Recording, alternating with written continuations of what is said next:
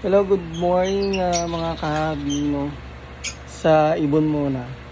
Ito, mayroon tayong bagong breeder na sure breeder.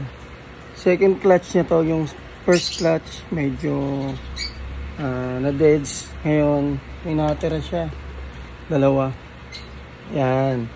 Ito yung isang malapit ako. Siguro green rin to, no? May kanya-kanya tong mutation, so nag-normal lang siya kasi hindi siya nag-visual na may red eye, no? So yun. Tapos dito naman sa ito ay back to back yan, secret.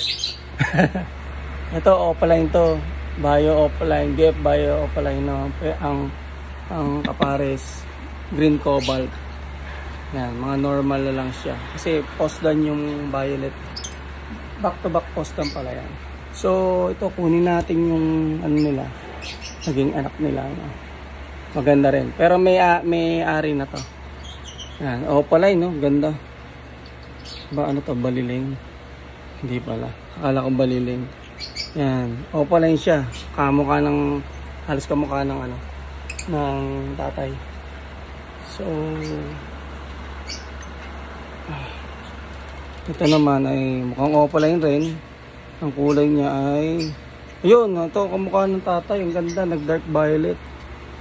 Ayan, swerte yung may-ari nito. Pero may napansin ako parang nagbaliling tong isa.